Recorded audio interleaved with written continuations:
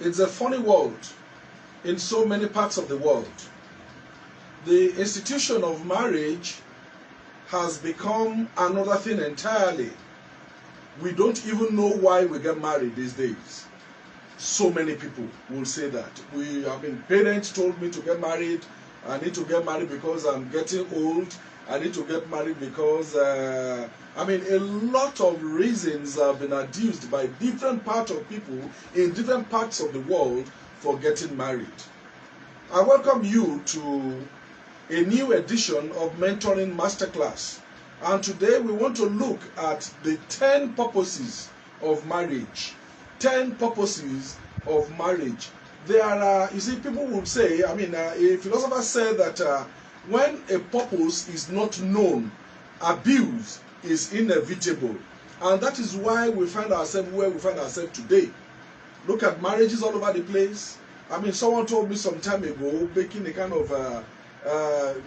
of data. He says that marriages are collapsing steadily around the world. But I believe that marriages are still being instituted around the world. We want to discuss this matter today. And I have with me the Wordcoach.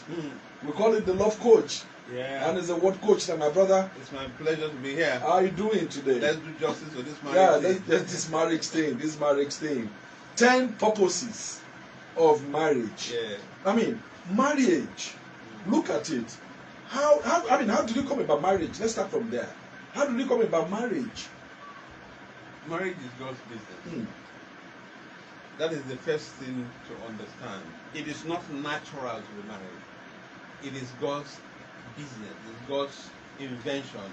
The devil never knew about marriage. The angels never knew about marriage.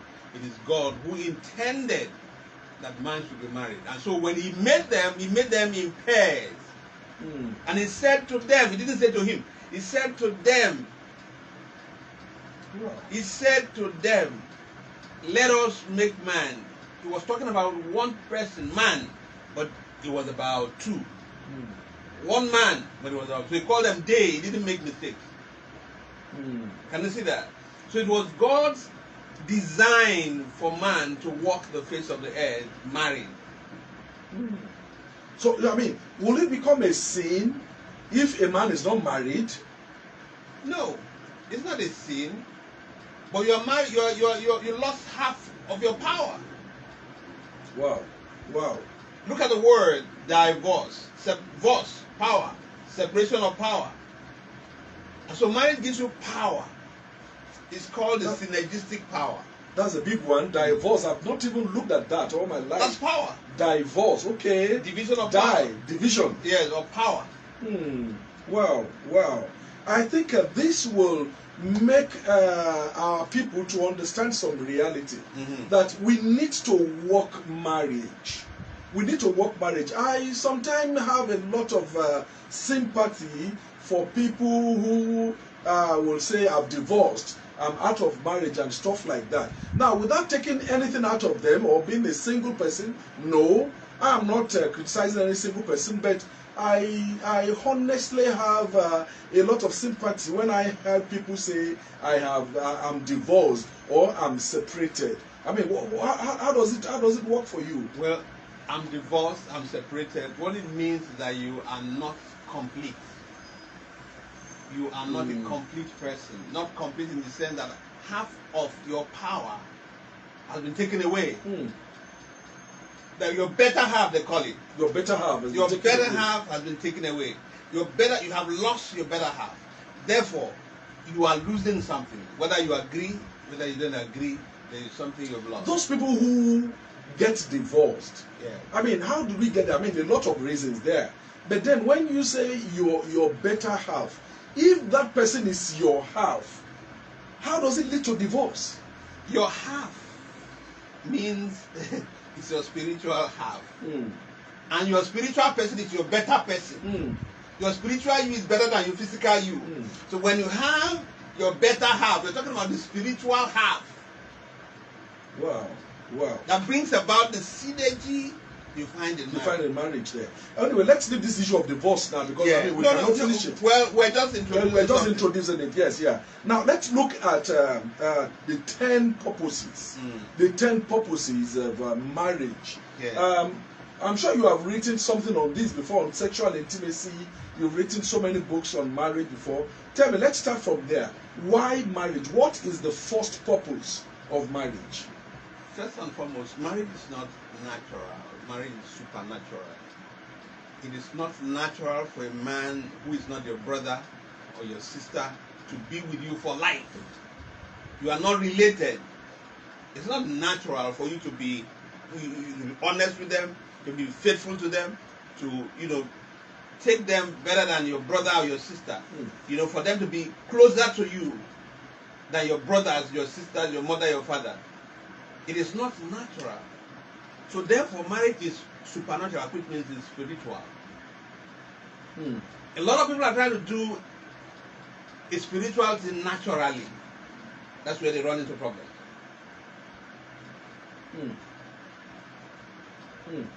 God is the one that set it. How do you know that God set it? In the beginning, he said, it is not good for one man, a man to be alone.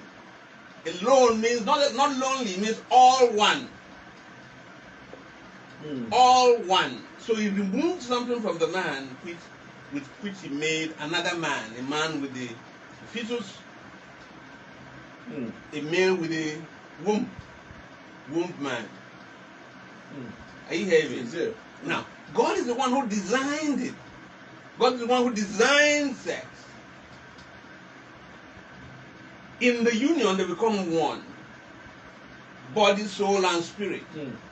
Now, you don't understand it, so you do it anyhow. One of the things I find about marriage, that looks so funny to me, is that a lady I wonder sometimes, why don't we marry our sisters? I have known her all my life. We were raised in the same house, in the same home, that kind of thing. I would have loved that. Okay, she's my sister, elder, younger. Okay, we understand one another. But then you have to marry someone outside there, someone you don't know from Adam, and then you now see her. When it's your sister, a lady you don't even know where she's coming from. When it's your sister or your brother, you come from the same corn. You are cut from the same corn, and so there's no buy. There's no spark. You've been together all your life. Your chemistry is the same. It doesn't react. I see. Wow. You cannot react because you've been from the same place. There's what they call the see-finish syndrome. I know see-finish. And that's what is killing a lot of marriage. See-finish. When your wife has seen you finish, and because of that, there's no more respect. You begin to have issues. When your man has seen you finish, and because of that, so it's not good to marry your sister because you've seen each other finish. You are cut from the same corn. You come from the same loins. Yeah. Therefore, the spark is not there any longer. Is not there. There's no cross pollination. You can't cross pollinate, as it were. In reality. In reality, I say Genesis 2:24. He said, "For this reason, man shall leave his father and mother and cleave to his wife." For the reason of culturing a new clan. A new clan. And it can't come from the same tree or the same corn. From the same corn there. Wow. Are you hearing me? Wow. So for this reason, I'm starting something new. I want to put a spark to something new. Yeah. Something new. It's something new, something unique. It says, he who finds a wife finds a good thing. Yes. Wow. And obtain favor. The favor is obtained. It's commanded. God cannot deny you. It's obtained. As soon as you get it, it's like a commanded blessing. So you miss it when you miss your wife.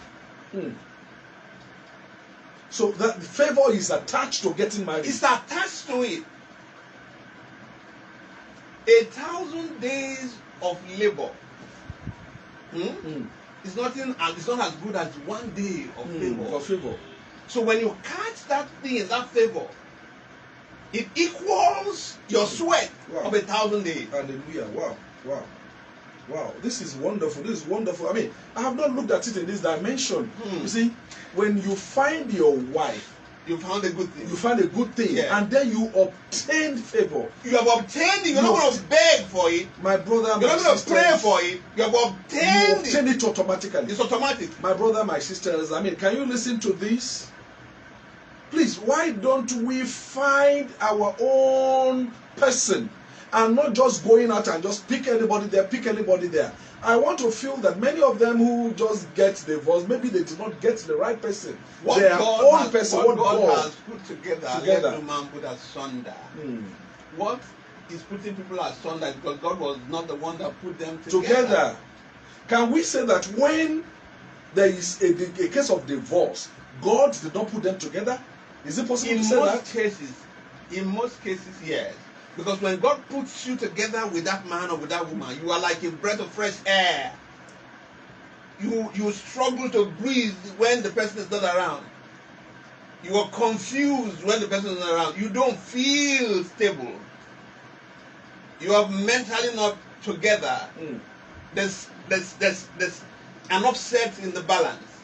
There's a balancing that is out of line. That is out of line. You need to realign with the person to feel stable. I think the younger ones or those who have not gotten married, I think this is a kind of instruction for you. Please, let us seek the face of God before we go into marriage. Let's look at number 2. Number 2 reasons there. I mean, for getting married. For you, what is it? I have oneness here. What do you think? Number 2 reason is that marriage is a kingdom to the glory of God. Like I just explained. It's a kingdom to the glory of God.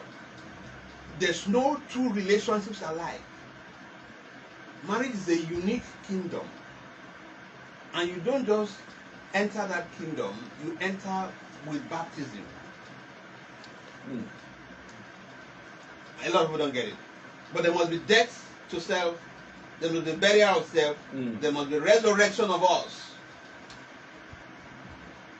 To the glory of God. He did this mystery to his own glory. It is important we know that. When you're married, you're not married for yourself. You're married for God if you're a child of God. You were talking about where you were talking about producing godly seeds. If you're not properly married, you might not produce godly seeds. Wow. Let's look at it. I hear one of my thought is oneness. He says it is not good for man to be alone. See, the two shall come together and become one. Yeah, they should come together. That's why the coming Mark together. chapter 10, verse 8. The coming together to become one is the kingdom assignment, kingdom alignment, kingdom being put together by God, right? Yes. Now, it is important to understand what that means. That means that there are going to be two eyes looking in one direction. 4 eyes looking in one direction? 4 eyes looking in one direction. But I'm just trying to paint it how it is. Okay. Like two people, 2 eyes. It's like 2 eyes. 2 eyes looking in one direction. 2 ears hearing one word. Are you hearing me? Two nostrils breathing one air, and 2 hearts that beat as one. That's the oneness you're talking about. That's the oneness, yeah. It is not natural. I will still put that again. For 2 people to be that aligned without the input of heaven, or without the input of the Spirit. Tell me, number 3, let's move it. Reason, your third reason for purpose of getting married. Well, we've talked about 2 things now, so let's move to the next one. The third one, yes. Is for help. Marriage helps you become a better person. Yes, support. It's for support. Marriage helps you become a better person. Marriage helps you get a better reward. Marriage keeps an eye on your blind spots. Everybody has a blind spot. But marriage is what puts it in the light.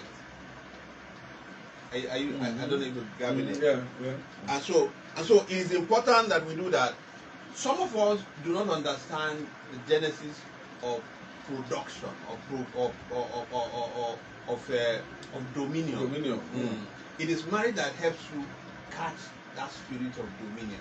Yeah, I look at it when we say support. I also look at it as security, because in this world that we look at women as the weaker sex. All the time we see women as weaker sex. I believe that when the two come together, when the man comes to the woman there, that weakness is taken away, and then the woman becomes. As you know, women have 6 senses. Men have 5 senses. 5 senses, yeah. Women have 6 senses.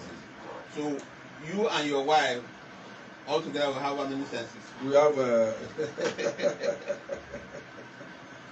No, well, that is a good thing. It helps you to become. See, it fast tracks your life. Yeah, yeah. And when you marry the wrong person, as it were, it backtracks. You backtracked there. The security that I'm talking about and the support there. Yeah. I mean, you look at it. Jesus said it when he came. He said, "In this world, you will have tribulations, troubles. And you have troubles. Many troubles. You see many troubles there. But then I believe that He has given us the very first support is the spiritual support there, yes. And the second is when a man is well married, when a woman is well married, the support you get from your spouse goes a very long way. You are not just exposed. Someone is there. It's somebody to help you. Yeah, someone is there. Somebody the first line of defense. Your first line of defense is your spouse. Yeah. When a decision comes in life, when the man is not there for the wife, or the wife is not there for the man, you are in trouble. That's true. You are in trouble. That's true. So marriage, you get married, you must be able to get some things right. You must be able to know something about that very person you want to get married to. Immediately that person is not there for you, or you are married and your husband is the first person to criticize you, is the first person to disagree with you. Of course you can disagree, but not in the public. You can do whatever disagreement, you can do whatever opposition you have in your bedroom there, and then you agree, and then when you go out you are speaking with one voice. I believe this is one of the purposes of marriage. Disagreeing to agree. Yes. Disagreeing to or agree. Agreeing to disagree. Exactly. But there must be agreement. There must be agreement. That Where is it. there is no agreement, there's no progress. There's no progress there. Security is no longer there any longer. When you are married, one of the things it does for you is helps you to progress. To progress there, exactly. By reason of agreement. Of reason of agreement, exactly. By reason of agreement. Yeah. And so a situation where you are fighting with your husband all the time, fighting with your wife all the time, it does not allow marriage to progress the way to progress. Another thing that I believe reason for marriage is sexual intimacy, which will protect you from immorality, leading to another reason for marriage, procreation, according to Malachi 2:13.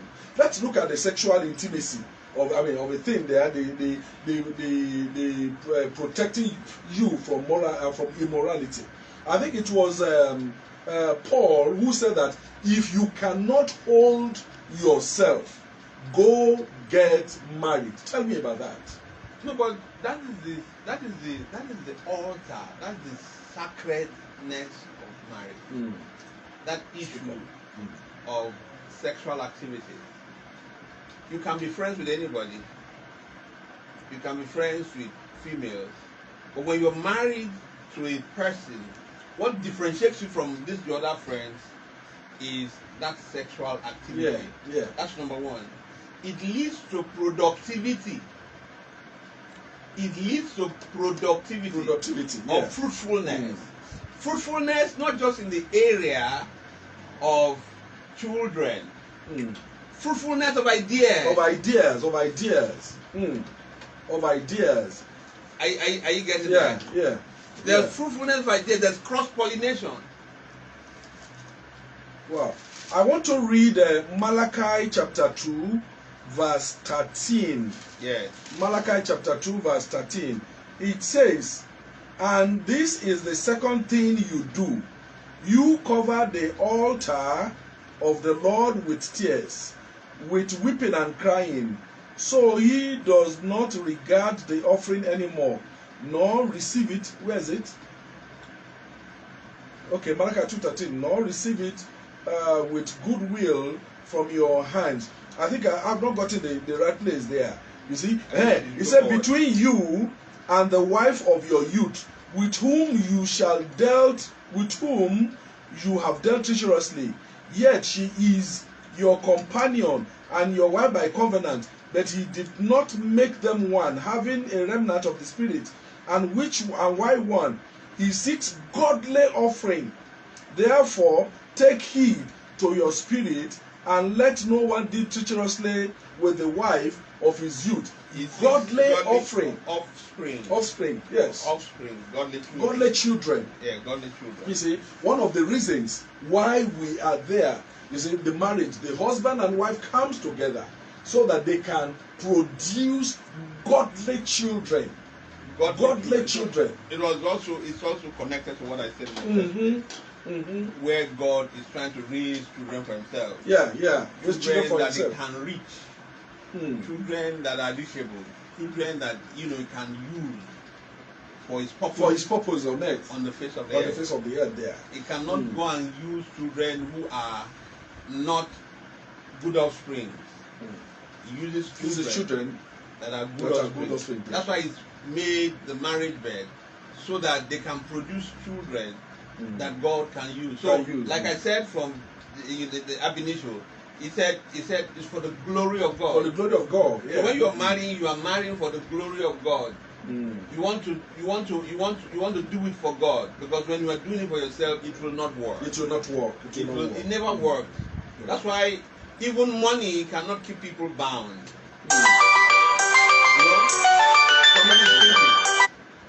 Somebody's thinking that, okay, if he has money, well, people like Bill Gates, the billionaires of this world, most of them are not married.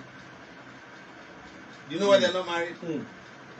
Because the purpose of marriage is not there. The attention you give to marriage is not there. The spiritual alignment to marriage is not there. It's not there. Wow. Let's look at it there. The sixth reason for getting married.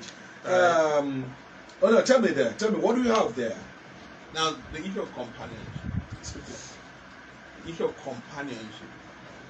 Companionship is being two people that are working together, two people that have become friends from different backgrounds, two people that have become friends from different backgrounds. It's about growing love between the two people, growing love between two people, to be able to relate very properly, to be able to relate well.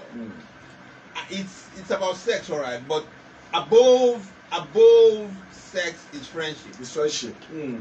So one of the reasons you get married is that you want to grow friendship. The friend that sticks closer than a brother. The friend that sticks closer than a brother.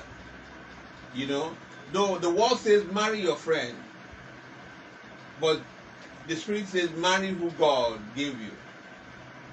Are you hearing me? Exactly. The difference is your friend can turn against you, but the friend you grow through marriage can become an asset. An asset, yeah. That you can have there too. And so friendship is important in a relationship. Because there are 24 hours in a day. You don't do sex 24 hours. You don't do more than, I don't know how many hours. but the rest, you need friendship. You need to communicate. So communication there, keeping one another company is important. Yeah, avoidance of loneliness. Avoidance of loneliness. Wow. I also have another reason here. I call it marriage is a mark of responsibility. You know. That's important. Yeah. Tell me, how can you explain that mark of responsibility? Because our society here has come to look at married people as responsible people. Is it true? From the beginning, God talked about a man leaving his father and his mother, and he wants to start one new clan, one new generation with that man, with that one man. And all he needs is for a woman to join him, and he can start a whole new clan. Can you see that? Yeah. That is the height of responsibility. And so when you are talking about marriage, you're talking about God giving you responsibility responsibility to be father, to be husband, to be protector, to provide and all of that. So society is looking at it correctly that when you're married, you're a responsible man because you have things to do. You have things that you are accountable for. There are things that God will ask you, how did you do this? How did you keep the kids I gave you? How did you keep the wife I gave you? And so it's a place of responsibility. I've seen companies, I mean, a lot of forms are given to people. That thing there, they say status. Single, married, divorced, widow. Yeah. There. And I've seen companies that will rather employ married people. Especially there's a managing director who told me the story that immediately they find your age, that you are 32, 33, 34, 35, yes, and you still claim to be single, they look at you as irresponsible. Very simple. I saw that there. Very because simple. They believe that if you are 32, 33, when you are responsible, you have attachments. When you have attachments, you're more responsible. You can't steal and run away. You'll catch your wife and your children. That's interesting. That's interesting. What about told me that immediately you are they notice it at 32, 33, 34, 35, and you are still writing single. They will say no. Because you are dodging responsibility. They say no, we don't want this. We don't want this. You are dodging. It's not responsible. You are dodging the responsibility. When we were doing well, by 30, a man should be getting married. Yeah. By 30, you should get married. Yeah. I mean, is it something for women? No, women earlier. Earlier. By 20, 25, a woman should be getting married. Wow. Because she has a biological clock. Oh, she had a biological clock there. Yeah. I hope we are not by this putting women on a high jump. No, you're not putting her on a high jump. You're just telling her the reality. If a woman waits in 40, most doctors will not allow a woman of 40 who is pregnant to give natural birth. They do CS and all of that. Because the body system has started collapsing. No, but that's the truth. That's the truth anyway. I know that for sure. I know that for sure. So you do yourself good when you marry at a reasonable young age, so that you have energy. Wow. For the body to carry those burdens. And so it is advisable, if all things were equal, people should get married, in their 20s. In their 20s, yeah. In their 30s. Yeah.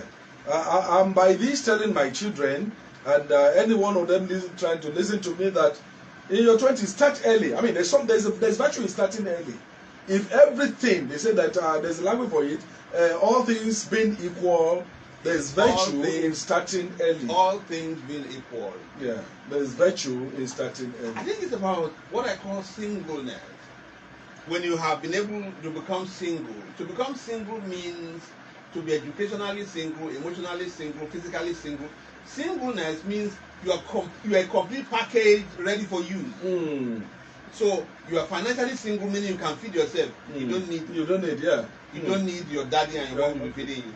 When you're financially single, when you're emotionally single, you can control your brain. You have emotional intelligence. Then you're ready. When you're physically single, you are grown age, you're more than 18. So when you are packaged and you're ready, like when they say graduates, we said this before. Some people don't understand that when they say you are graduated, all they're saying is that you have been measured and you are ready to perform. You have been given the equipment with which to perform. You have been equipped. And you are ready to perform. That is it. That's what we call graduates. Yes. That is the same principle with singleness. You are ready to perform. You are not irresponsible. Wow. This is wonderful. The last reason, the third reason here is purity. Purity. Now, what do I mean by purity here? I believe purity means that if you have your wife, you don't mess up outside any longer. What are you looking for outside that you cannot find in your wife? Yes. The same thing with the woman. I think that's 1 Corinthians chapter 7. 2 Corinthians 7, yeah. The same thing with the woman. If you are married to your husband, stay with him. What else are you looking for in other men that you cannot get from your husband? Exactly. You see, I believe that purity there means that if you must serve God in truth and in holiness, you can only approach God with purity of heart and purity of body. The truth be told, God actually intended a relationship with sex, a covenant with sex, to be once, and for all. You're not supposed to be sharing partners. You're the sharing partners, exactly. So you're supposed to be true to one partner. You're supposed to stay pure with one partner. You're not supposed to cross partners. Because you're crossing your life. Like butterfly. Like butterfly, you're crossing your moving life. About. Yeah, when you're moving about. As a matter of fact, when you cross too many people, or cross too many women, or cross too many men, the institution of marriage becomes rather difficult for you. Because you now hear where they are comparing. Wow. So the comparisons, set you on a disruption journey. Can be easily disrupted. Because you're looking for this, you're looking for that. But if you only knew one person, you only knew one person, then it becomes a covenant for life. Covenant for life, yeah. I believe you've learned something today, my followers and people who will listen to this on YouTube and wherever. I believe that you've learned one or two things today about marriage and the 10 purposes of it. I pray that your home will be well. I pray. I quickly like to add that before people get married, they should find out the true meaning of marriage. They should find out the purposes of marriage. Because of lack of mentoring, a lot of people are not getting it. A lot of people are just thinking they can wake up and get married. That's why I think that this program is very, very key. Yeah. Because people now begin to learn about what to do before they get there. Exactly. Yeah, like somebody was telling me the last time we spoke, he was telling me that I said, follow who know road. When you follow a mentor, you are following who know road. And so you don't make the mistakes that can set you back 10 years, 20 years. Exactly.